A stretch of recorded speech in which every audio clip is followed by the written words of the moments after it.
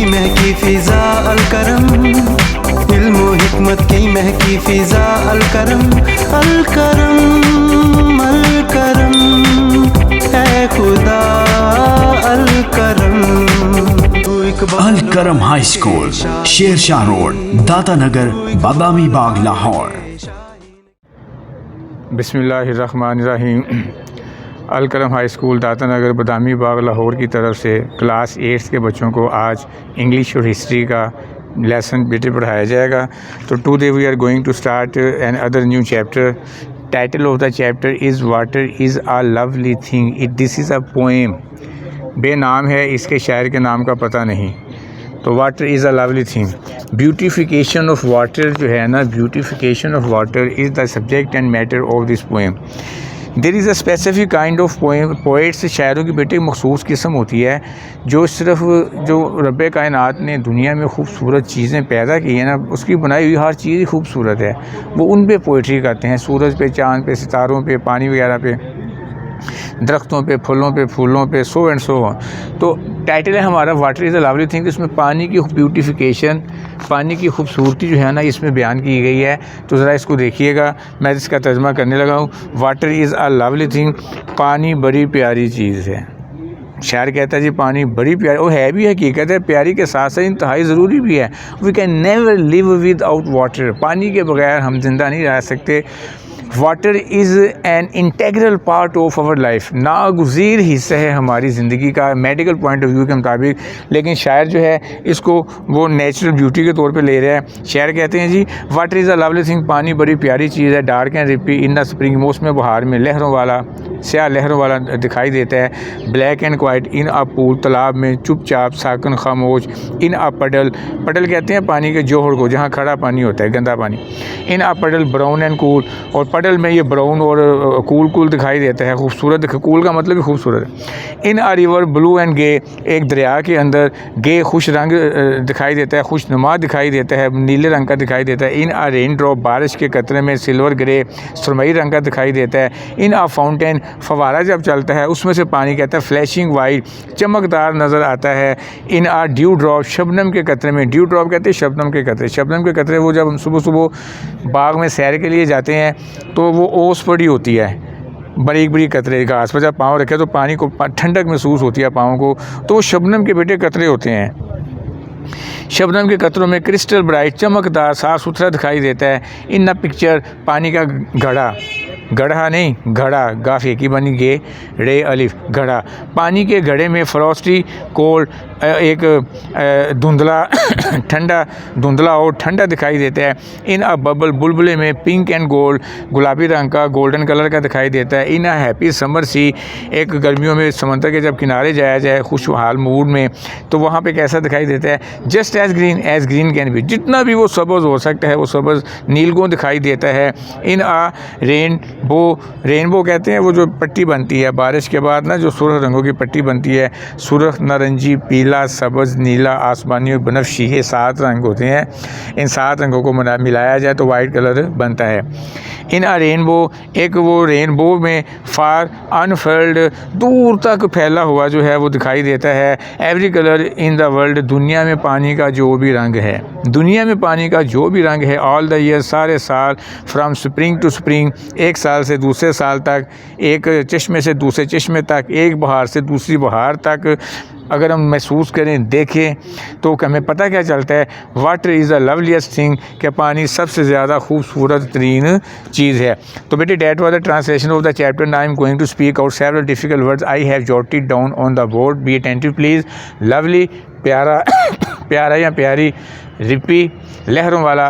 Spring, मौसम बहार को कहते हैं, स्प्रिंग चश्मे को भी कहते हैं। क्वाइट, खामोश। पूल, तालाब। पडल, पानी का जोहर। गे, खुशनुमा या खुश रंग। सिल्वर ग्रे, सुरमई। फाउंटेन, फव्वारा। फ्लैशिंग, चमकता हुआ। क्रिस्टल भी चमकना या चमकता हुआ। ब्राइट, रोशन। पिक्चर, पानी का घड़ा। फ्रॉस्टी, धुंध, फ्रॉस्ट को धुंध कहते हैं, तो फ्रॉस्टी जिसका ताल्लुक धुंध से हो, धुंधला। अनफर्ल्ड, दूर तक फैला हुआ। इज़ दैट क्लियर जी? इसका तर्जुमा देखिएगा। This exercise will be seen next time. तो we were history as long as history topic is concern, Lucknow pact has been started.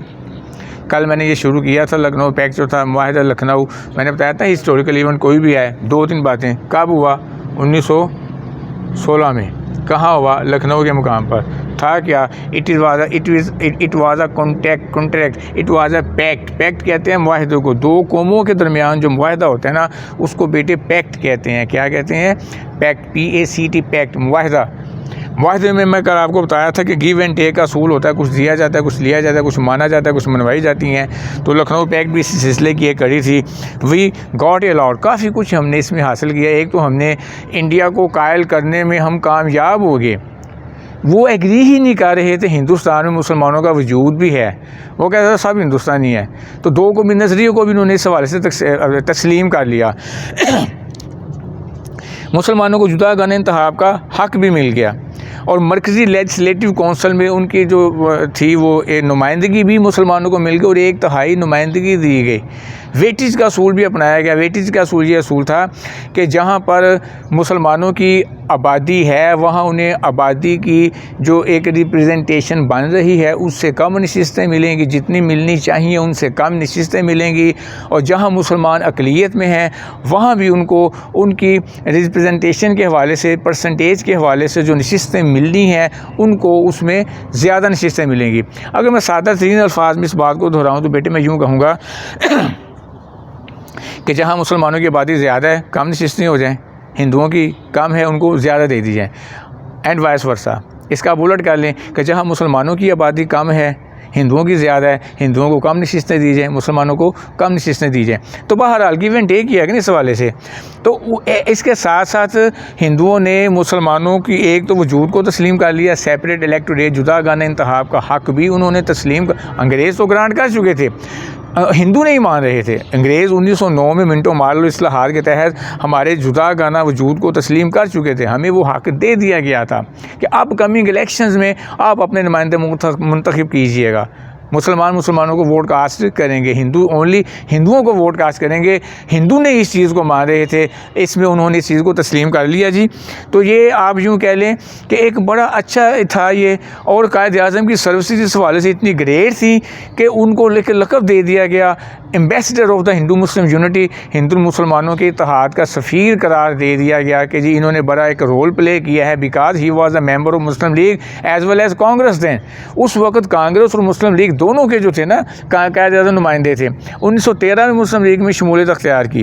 पहले चूँकि 1885 में कांग्रेस बनी थी तो जब उन्होंने उसकी रुकनीत हासिल की मुस्लिम लीग का वजूद नहीं था, मुस्लिम लीग बनी, 6 में मुस्लिम लीग बनी, तो 7 साल तक he did not get the membership of Muslim league. उन्होंने मुस्लिम लीग की मेंबरशिप हासिल नहीं की थी, लेकिन बाद में उन्होंने 1913 के अंदर मुस्लिम लीग में शमूलियत अख्तियार कर ली, उसकी रुकनीत हासिल कर ली। अब वो दोनों जमातों के रुकन थे, क्योंकि दोनों जमातों के रुकन थे, ज़्यादा कुलीदी किरदार भी इन्होंने ही अदा किया था और इन्हें ambassador of the Hindu Muslim unity का नाम दिया गया। इसके साथ साथ हिंदुओं ने हमारी मुस्लिम लीग जो कायम की गई थी उसको भी तस्लीम कर लिया गया।